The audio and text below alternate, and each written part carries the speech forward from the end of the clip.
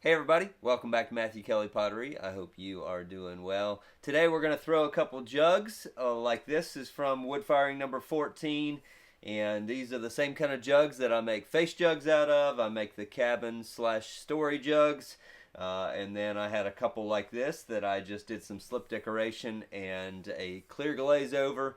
And to be honest with you, I've got two of these that are on my online sale, and they're two of the favorite pieces I had out of my last firing. So if they don't sell, one of them's going to stay with me. But either way, I wanted to throw a couple of these today and talk about how I do that while I'm doing it. So let's go.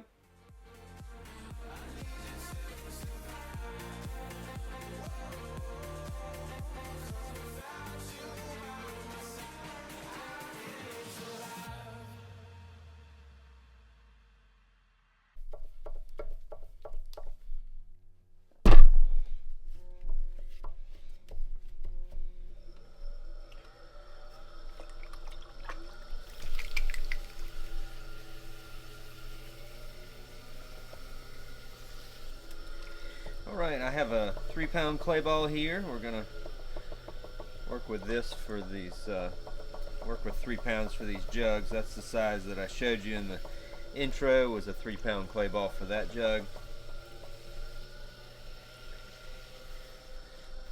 If you saw it, I haven't edited this yet, but if I leave it in there, you'll notice.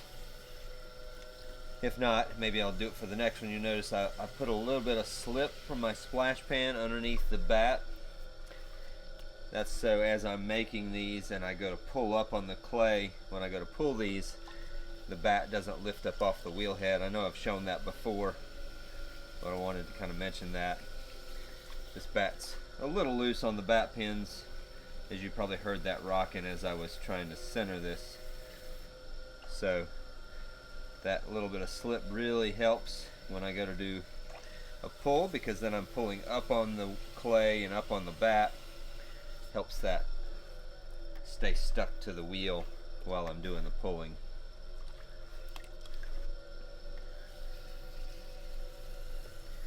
Figured I would do the two perspectives on this video too, to kind of help you see the different sides. Nothing really shows everything that I'm doing, but especially work on the inside or right in front of me. But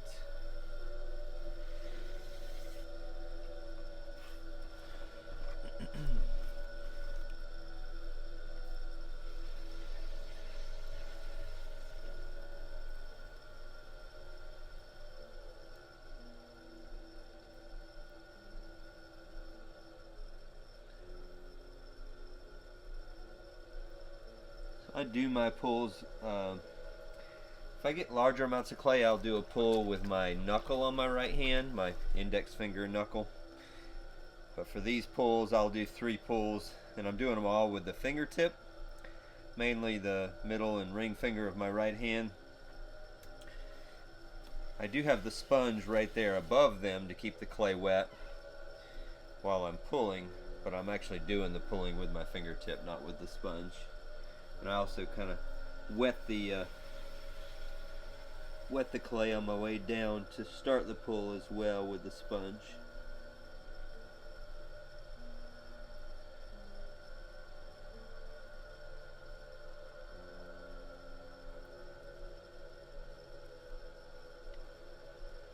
Now in making something like a jug where you're going to need extra clay at the top to bring the top in and to form a neck, I try to, as I'm pulling these, to not pull too much.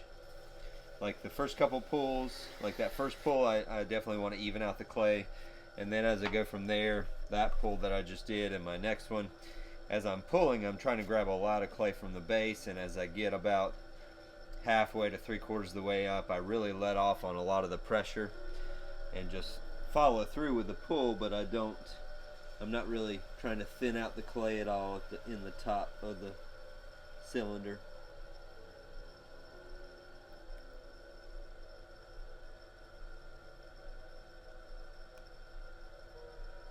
This one's pretty aggressive, that pull, all the way until about right there. Now I'm actually not pinching together at all, I'm pushing in still, but I'm not squeezing it against my hand on the inside so that I can leave extra clay in that top couple inches to make the neck out of. I'm going to use my rib to cut away any extra clay right there at the base. And then I'll start my shaping from there. So I don't need as much water on the outside now, so I'm just not going to add any on the outside, but then I'm going to push out against that rib from the inside, so I still need the water on the inside.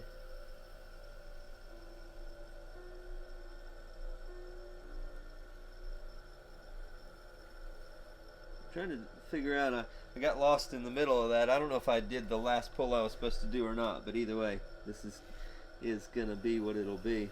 I think by the feeling of the thickness of that clay, I might was supposed to do another pull. I'll have to watch the video back myself and see. But when I go to make the little foot that I put at the base of vases like this, I've shown this before, but instead of putting the rib all the way down to the wheel, I'm actually going to lift it up a little bit and then push in, and that's going to leave a little bit of the clay right at the base to like protrude out, and that's what I formed that foot with. And so you just have to kind of brace that on the cylinder on the inside as you do that, so don't knock it off center.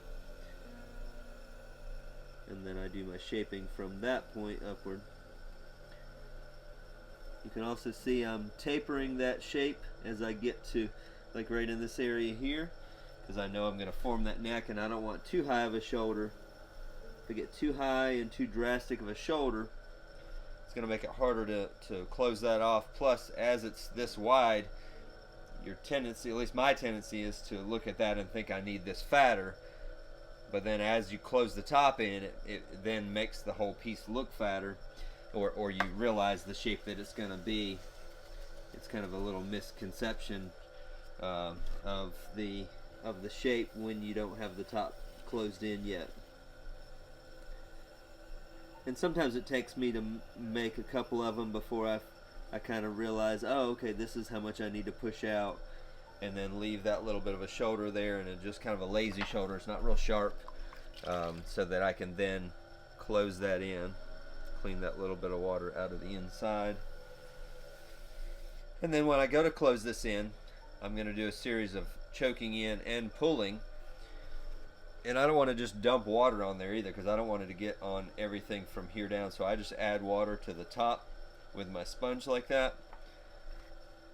And then I can try to keep that water localized to where I need it rather than down the whole piece. You can see a little bit of it ran down, but that's okay. Kind of work on rounding that shoulder a little bit. Make sure I do that before I close it all the way off, in case I need to get back in there.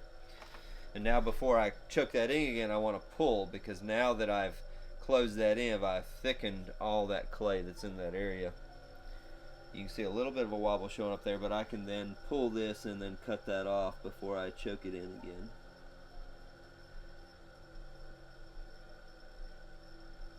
Whoop.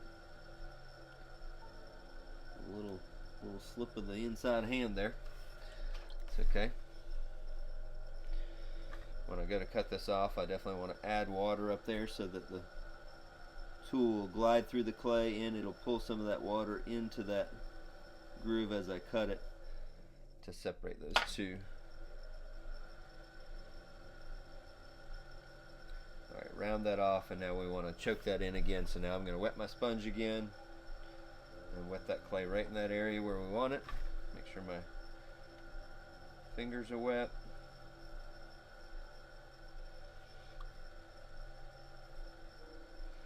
That little spot there where I made a little goof, that's going to give me a little bit of a challenge, but it's okay. I'll just have to do a little bit like that, where I choke it in while supporting it on the inside to kind of give me that support for that little weak spot that I created with that little slip. But by the time I'm finished, I don't think we'll be able to see that, because I can close this off, and then at the top I can cut that off level. But you can definitely tell where that showed up from that little slip I made.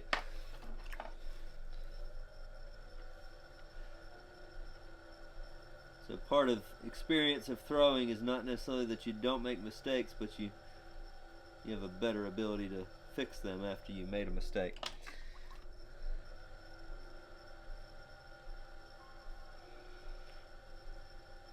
And I don't have as much clay here to work with because of that as I have from some of my previous ones I've just thrown, but I have definitely enough to make what I want.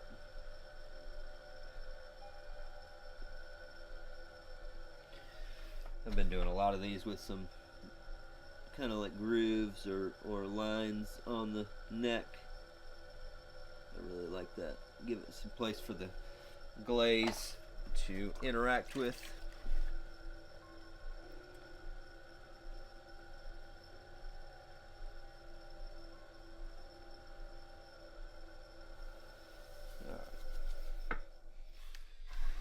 There's that one. We'll throw at least one more here. There's another full demonstration. You just have to be careful releasing that from the wheel now because it is stuck really well now, and you can see that little bit of slip that's underneath, but it does come off of that. Now if this starts to get really dry, I would definitely have to scrape that off, but since it's still wet from the previous one I made, I can just take a little bit more fresh slip. Really smooth, like, you know, I don't want like hard chunks of clay in this, just some really fine slip. Put that down, spread it out, and then I can take this bat, put it on, give it a little tap.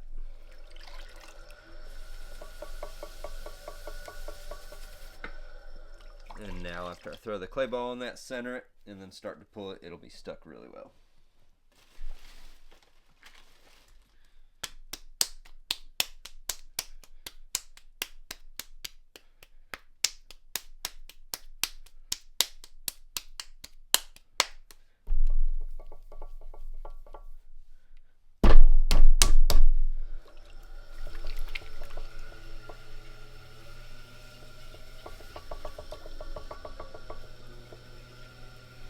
This clay is fairly stiff, so I need a stiffer clay to make this form out of, or at least I prefer it.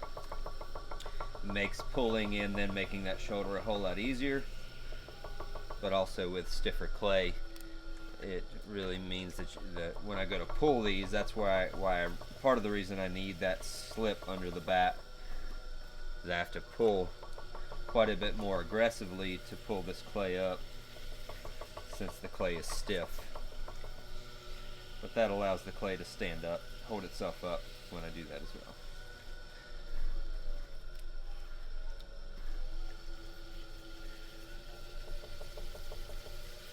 With stiffer clay, it takes more energy to get it centered, but once you do get it centered, it's easier to keep the clay ball centered because it would take more force to knock it off center. And this one I probably didn't center quite as well as I should have. I feel a little bit of a wobble in it, but I'll try to, in my first couple pulls, really hold it steady so that I can work that to the center as I'm pulling. That first pull there was really important to get that clay moving in the right direction and kind of almost center it a little bit while I was pulling it.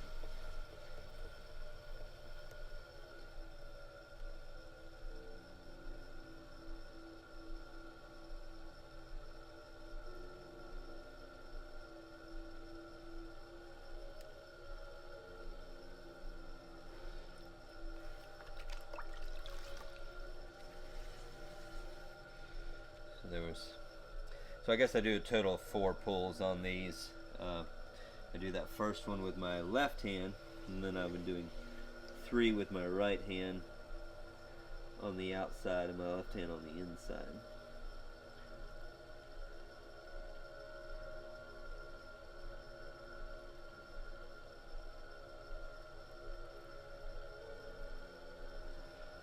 You see when I get to the top there, I also take my left hand and make sure I steady that clay at the rim really nice. I'm going to give myself a little bit better spot to pull from by cleaning it away with the rib at the base before I do the last pull. Also, that keeps me from having to use my finger to dig a lot of that clay away at the base. Save my skin and my fingernails a little bit more because of this a little bit of a groggy clay.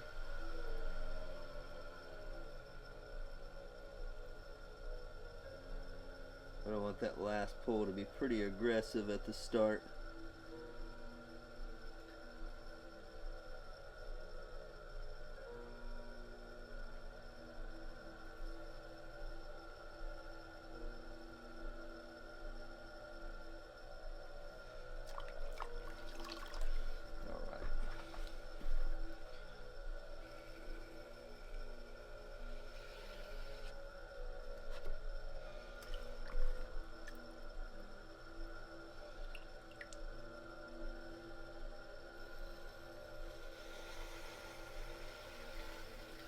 So I do my first shaping, a little bit of a pull to this one as I'm pushing out against my rib. I'm kind of lifting up on the inside as well. It really just depends on how well I've pulled it and how still like perfectly centered the clay is. I can get away with more if the clay ball is really centered well when I do that first shape, and it allows me to smooth the outside a little bit better as well. And then on the second one is where I start to form that foot at the base by pushing in at the base, and then usually do a shaping from there before I actually define that foot a little bit more. So shape from that spot up. You'll see I'll start to curve that in, probably about 2/3 the way up. And if it gets a little wobble in there, I'm not too worried about it. I can come back and fix that. Now I want to shape that foot by put a little water on there, use the rib and my thumb and my index finger to kind of form that, and then go back to just above that to shape again. I want to push out against this rib gently. It doesn't take much.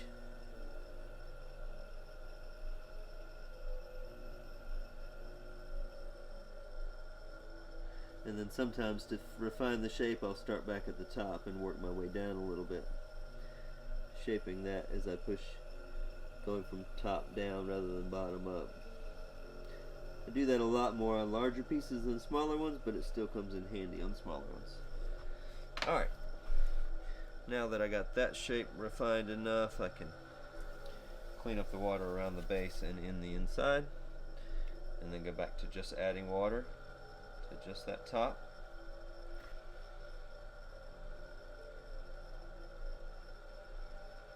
I said I want to choke that in a little bit. Now I want to do a pull.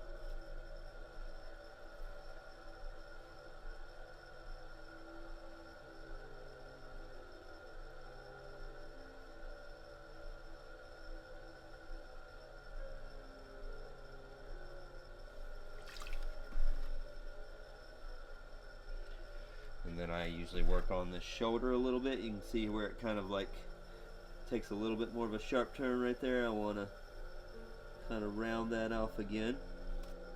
So I've got a fluid shape there, and it also doesn't make a weak spot in the shoulder. I want to wet this again. And do another choke in. You see I didn't have to support that one on the inside like I did the previous one because I didn't goof when I was pulling. Now I will do another pull here. I can feel the thickness of it.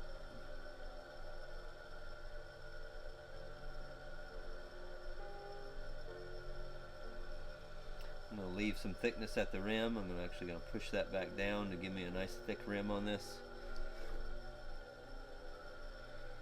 And then do another choke in there.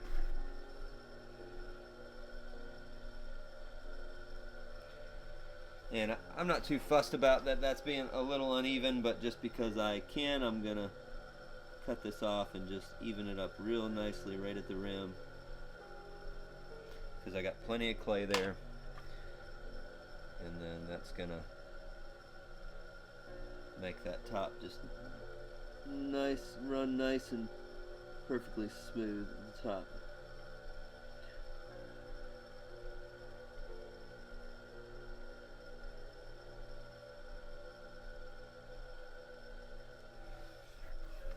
And let's see, we'll do this one. We'll do a design with the back of my needle tool. I'm going to start actually at the base of the neck and do a swirl all the way up with this to just under that lip. Stop right there.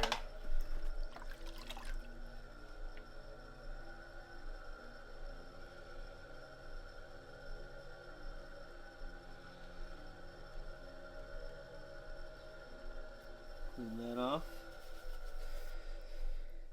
And there we go. I'll probably be back with another video on how I'm doing the slip decoration on some of these. Maybe I'll show you how I did the slip decoration on like the one I showed you at the beginning of this video. Obviously some of these will turn into face jugs and cabin jugs as well, but for now wanted to show you how I throw these and talk about it as we do them. So anyway, appreciate all of your support, guys. You're awesome. And yeah, I got plenty of pots to make over the next few weeks for my next wood firing. So we'll be making some content and some live streams. And like I said, hope you guys are having a great day, and we'll see you soon. Thanks.